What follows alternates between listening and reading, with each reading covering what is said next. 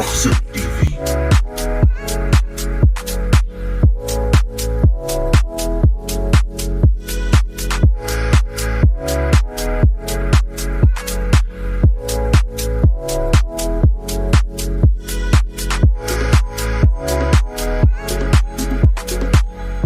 Nous sommes aujourd'hui au niveau de la campagne de sensibilisation par rapport toujours à l'importance des passerelles. Nous sommes au niveau de Thiaroye Azur, la passerelle qui est juste au niveau de Thiaroye Azur, l'état de la passerelle, parce que dans le cadre de la campagne de sensibilisation à la sécurité routière, on demande aux piétons d'utiliser les passerelles pour éviter les accidents de la route.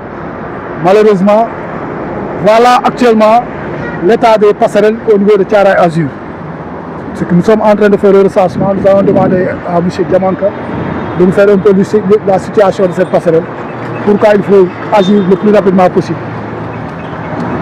Oui, M. Sagnan, toujours dans le même élan, la restauration et la réflexion de ces passerelles contribuera énormément à la fluidité du trafic et à la sécurité des personnes qui traversent.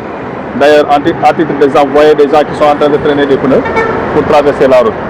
Donc c'est un danger avec le flux des véhicules, c'est un énorme danger pour les passagers et pour les chauffeurs.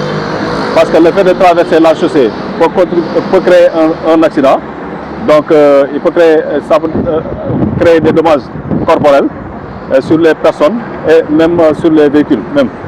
Donc il faut le plus rapidement agir, restaurer ces passerelles-là le plus rapidement possible, quoi, pour le bien de la population et des riverains et des chauffeurs, conducteurs, pour éviter beaucoup plus d'accidents.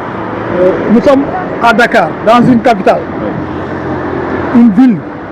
Comment se peut-il que nous puissions avoir des passerelles dans cet état? Pendant des années, les gens sont en train de lancer des appels par rapport à la réflexion de ces passerelles. Donc qu'est-ce que vous pensez, qu'est-ce que vous avez comme solution à apporter? Donc la seule et unique solution actuellement possible, c'est d'appeler les autorités et les riverains à contribuer à la restauration de ces passerelles. D'abord, les autorités locales, la mairie, les riverains, pour appeler les autorités à restaurer les passerelles en tant qu'autorité locale. C'est de leur rôle aujourd'hui de contribuer à sensibiliser, mais aussi à alerter. Donc nous demandons la contribution de la mairie, mais aussi des riverains qui passent toujours, chaque jour, tous les jours et chaque jour par là.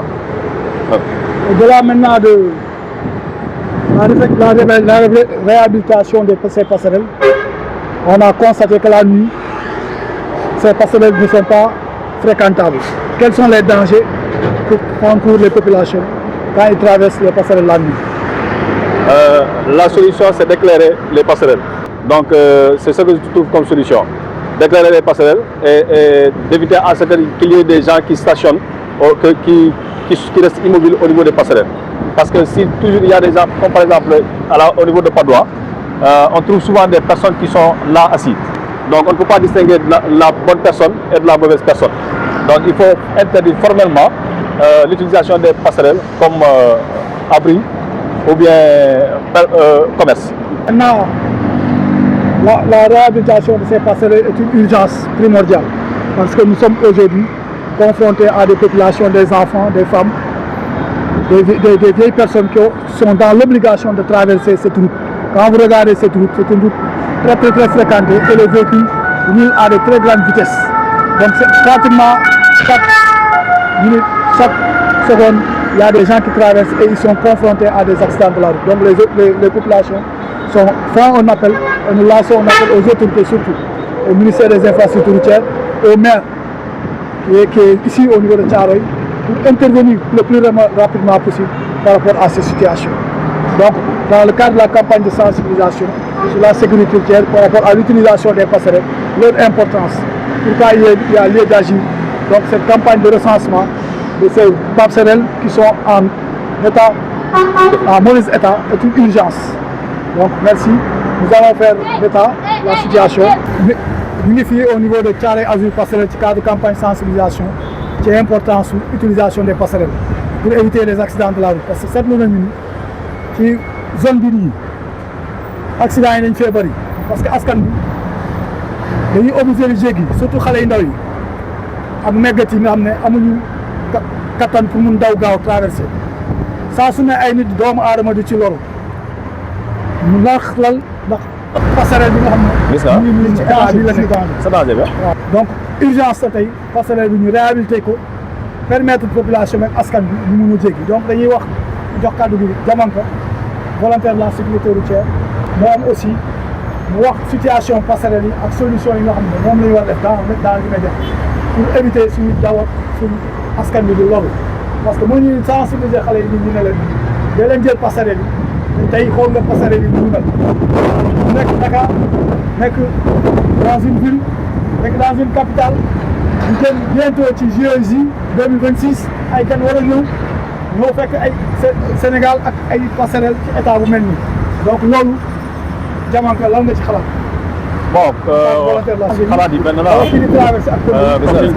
ko gisee ñun ñëpp passerelle yaa ngi nii depuis presque plus d'un an passerelle yi benn passerelle baaxatu ci teggi nañ leen on comprend lu tax ñu teggi leen parce que amoon na ay appareils yu ñu doon jàllale c'est tout à fait normal mais tey dafa war a nekk ci coût entreprise boobu ci sama xalaat bu ñuy jàllale ay appareils que dès le passage des appareils ñu restaurer passerelle yi parce que tey appareil bi lu mu am solo ay nit ñoo ciy liggéey te nit ñooñu aussi seen sécurité mu ngi dépendre ci passerelle bi c'est-à-dire yaa ngi gis oto yi ñuy dawee yaa ngi daw de gauche à droite sans beneen jóge bi dem fee mais gis nañ nit ñi ñuy traversé donc le fait de traverser ci suuf ak di dajante ak oto yi déjà danger la pour nit ñi mais danger la pour oto yi aussi mais ñi ciy gën a loolu mooy ñi nga xamante ne ñooy traversé tali bi donc fii ay xale ñu ngi traversé ay maga ngi traversé ay jigéen a ngi traversé ay nit ñu wérul sa ñu ngi traversé donc suñu woon mooy ñaan autorités yi alerter autorités yi surtout les autorités locales en passant par les autorités locales di leen wax ñoom it aussi nañ jóg taxaw en tant que premier lanceur d'alerte ñu taxaw ci di informer di sensibiliser population bi pour l'utilisation des passerelles mais que ñoom ñoo am accès ci autorités yu mag yi donc nañu collaborer ak autorités yi ñu fexe ba ñu restaurer passerelles yi pour le bien de la population et de tout le monde et même des chauffeurs donc loolu laa ci amoon ma ci wax quoi. man nga xalaat guddi parce que passerelle yi aussi am na problème guddi parce que dafa am confronter les populations confrontées guddi à part de guddi passerelle yu bëri kenn mënu ko utiliser. waaw mën nga ñëwaat ci loolu. waaw loolu moo waral loolu. donc passerelle yi déjà bu ñu leen restaurer ñu ngi ñaan aussi nañ leen éclairer bu ñu leen éclairer aussi ñu tere à ce que nit ñi di si teg ay marchandises di jaay parce que passerelle du jaayukaay passerelle du fi nga xamante ne dañ ci war a toog di fa kii passerelle pour jàll jéggi la.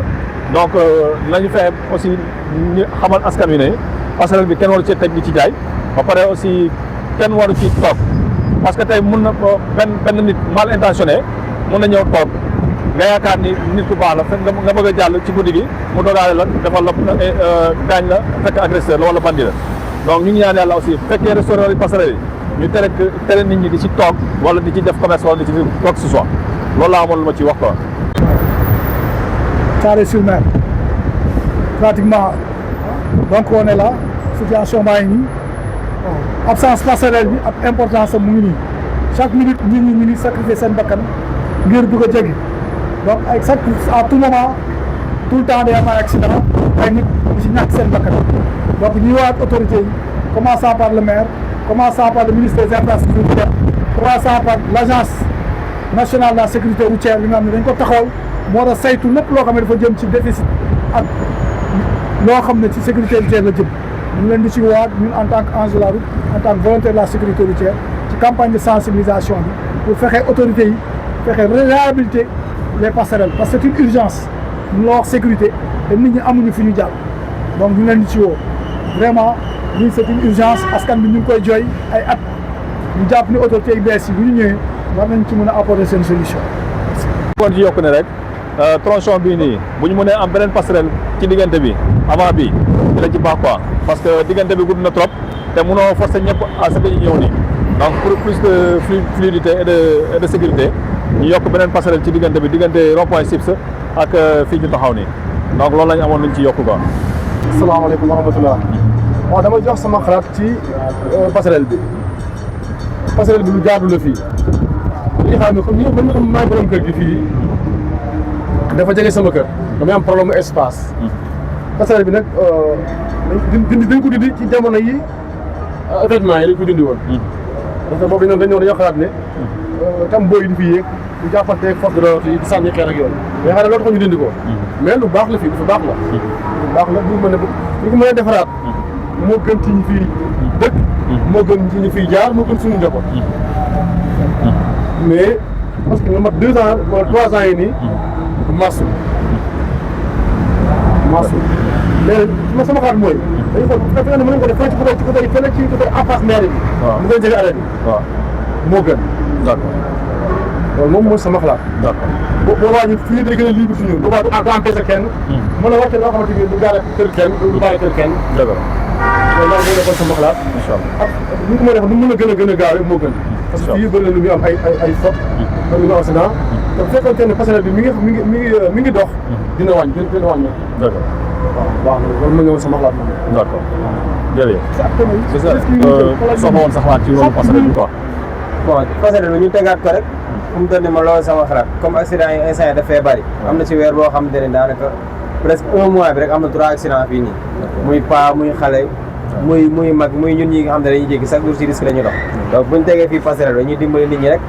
waaw loolu donc mooy sama xalaat moom lu ñu delluwaat fi passerelle parce que dafa danger wala duñ daw naan chaque jour ñu rey fi nit wala ñu gaañ fi nit waaw loolu rek mooy sama xalaat quoi franchement.